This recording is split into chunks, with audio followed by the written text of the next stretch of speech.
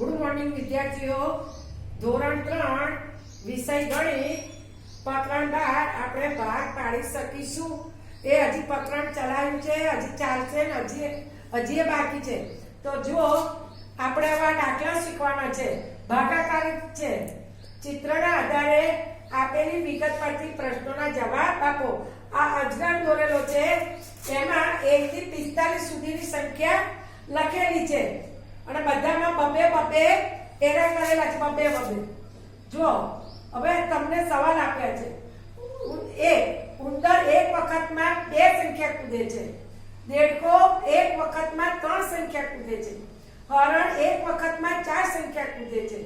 વાંદરો એક વખતમાં 9 સંખ્યા કૂદે છે અને ચિત્તો એક વખતમાં 12 સંખ્યા કૂદે છે. તો હવે આના ઉપરથી આપણે નીચે પ્રશ્નોના જવાબ લખવાના છે. ઉંદર કેટલા કૂદકે 20 ઉપર પહોંચશે? તો ઉંદર એક કૂદકે કેટલી સંખ્યા કૂદે છે? 2. તો કેટલા કૂદકા થશે? તો 10 દુ 20. તો 10 કૂદકા. કેટલા? 10 કૂદકા. પછી છે વાંદરો કેટલા કૂદકે 45 ઉપર પહોંચશે? તો વાંદરો એક વખતમાં કેટલા કૂદે છે? 9.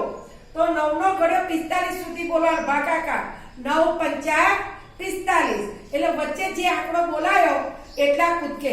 તો 9 પંચા કેટલા થાય? 9 પંચા એટલે જો 9 પંચા 45. એટલે વચ્ચે જે આંકડો બોલાય ને એલા ભાગાકાર કહેવાનો. એ આંકડો બોલાય વચ્ચે 5. તો 5 કૂદકે વાંદરો 45 ઉપર પહોંચશે. ચિત્તો 3 કૂદકે કેટલા ઉપર પહોંચશે? તો ચિત્તો એક વખતમાં 12 સંખ્યા પર કૂદે છે. તો 3 વખત કૂદે છે. તો 12 નો ઘડિયો 3 સુધી 12 તરી 36.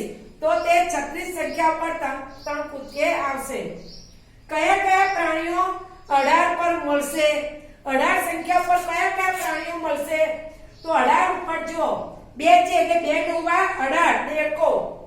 પછી ઉંદર દેડકો એક વખતમાં 3 એટલે 3 છંક 18. ઉંદર 2 * 18. અને પછી છે વાંદરો 9 વખત એટલે 9 દુ 18. હવે તમે આ ચિત્તોલો 12 છે અને આ છે હરણ 4. તો 4 ના ઘડિયામાં 18 સંખ્યા આવે નહીં. એટલે દેડકો, ઉંદર અને વાંદરો કૂદશે. કયા પ્રાણીઓ 30 ઉપર મળશે? તો દેડકો જો 3 સંખ્યા એટલે 3 * 30 થાય. પછી કોણ આવશે? પછી આવશે વાંદરો નહીં આવવામાં. દેડકો અને ઉંદર આવશે. 2 છે એટલે 15 દુ 30. એટલે ઉંદર અને દેડકો 30 ઉપર મળશે. દેડકો 2 વખત ઉંદર. હવે દેડકો 5 કૂદકે કેટલા પર પહોંચશે? તો દેડકો ક્યાં ગયો? આ રહ્યો 3.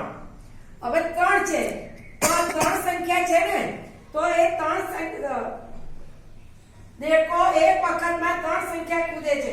તો 5 છે તો 3 નો ઘડિયો 5 સુધી બોલવાનો. 3 પંચા 15. તો 15 સંખ્યા ઉપર દેડકો કૂદશે. તો આ રીતે તમારા ભાગાકારના દાખલા આ રીતે શીખવાના છે, આ રીતે દોરવાનું છે અને નોટમાં પણ લખવાનું છે. Thank you.